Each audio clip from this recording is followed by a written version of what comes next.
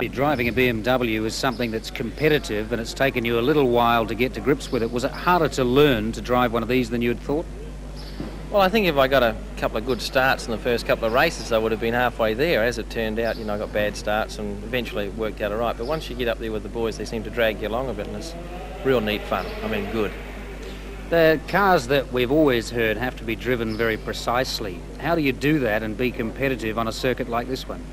Well, it's pretty hard. I'm used to keeping two wheels, where I want them, but four, you've got to worry about all of them. So I guess if I keep the sump cover on the white line, it'd be okay. You had a look at the circuit, obviously. It's fairly tight, not a lot of places to pass there. What do you think of it?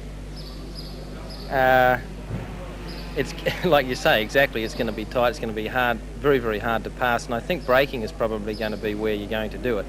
Obviously, it's going to have to be up the inside, and I think there's going to be a few T-bones, so to speak. Hopefully, I'm not going to be involved in them, but I guess I'll be watching a few. Do you think your relative inexperience is a disadvantage on a circuit like this? Well, hopefully, it's going to be an advantage. They won't expect you to be coming. Well, possibly, yeah. And I think, especially with cars, there tends to be a very gentleman type racing here, which I've noticed. So, not to say that I'm going to do anything bad, but I think if there's a gap there around the circuit, you've really got to make sure you get your bumper in front. Make half a gap into a gap.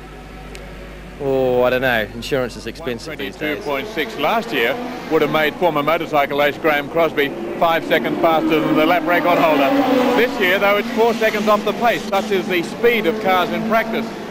You look very busy out there, Graham, in the BMW. My arms and legs were a blur. I'm just changing now the steering arms, I think they call them, because I just, in the corners, I have to use too much lock on the steering wheel, and of course my arms end up with a great big reef knot. So hopefully the next practice session with less wheel movement will give us a bit more control over the car. Are you going to be in the top 10 so that you can take part in that last dash to try and get pole position? I don't know. I haven't had a look at the lap times yet, so like you've just told me, 4 seconds off the pace, but I'll find a couple of shortcuts, I'm sure. It's raining and it doesn't look like stopping. What's that going to do to the final sessions? Make it real interesting. Like I'm missing a left-hand rear tail light, and the other car is about 2 feet shorter. So this is the first practice session, and we can look forward to more exciting things to come, I think. It is a diabolical circuit in terms of difficulty, isn't it? Oh, I tell you what, you really need to have a 4 foot long or 4 foot wide rear view mirror to see what's happening. You're going up the inside of guys, the outside, somebody's having to go at you. You put the brakes on, you feel a bump behind. If you look around, somebody's just trying to run up the, it's a bit tight, yeah. Some of them are going very quickly. Can they last at that pace, you reckon, for the 500 kilometres? It's going to be a funny shaped car if it does finish, I'm sure. Like most of the corners are that tight that you can't afford to get it sideways, otherwise you'll rip one of the quarters off.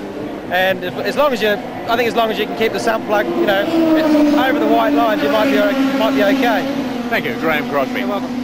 Evergreen talking to former world champion motorcycle racer Graham Crosby, who's adapting very, very quickly to driving the BMW 635 CSI.